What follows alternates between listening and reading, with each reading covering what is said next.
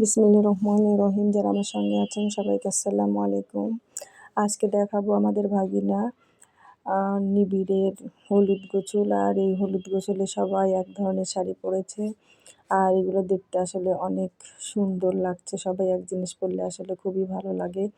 আর নিবিড়দের ছাদে এই অনুষ্ঠান। আর এই যে সবাই শাড়ি পরেছে একই রকম শাড়ি। আমি আগেও বলেছি যে একই রকম যেগুলো সবগুলোই কিন্তু মুন্নি আপা দিয়েছে।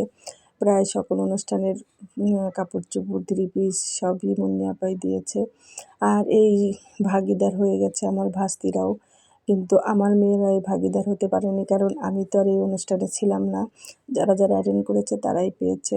আর এই যে ভিডিওগুলো, যেহেতু আমি ছিলাম না, তো ভিডিওগুলো আমার অন্য কারো কাছ থেকে সংগ্রহ করতে হয়েছে, যার কারণে ভিডিওগুলো আসলে ভালোভাবে করা হয়নি। আমি থাকলে আসলে অন্যরকম হতো।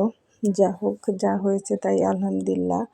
নাইমার চাইতে কানামা ভালো, সেই অবস্থা। তো অনেক আনন্দ করেছে। আমার মেয়েরা অবশ্য থাকতে পারেনি, ওদেরও মনের মধ্যে একটু উসখুস করছিল অনুষ্ঠানে অ্যাটেন্ড করার জন্য। তো আগেও বলেছি, যেহেতু আমাদের বাসার থেকে বেশ দূর হয়, আগারগাঁ থেকে মুনিয়াপার বাসা শাহিনবাগ, নাখালপাড়া। তো এই জন্যে আমাদের সব অনুষ্ঠানে আমরা থাকতে পারিনি।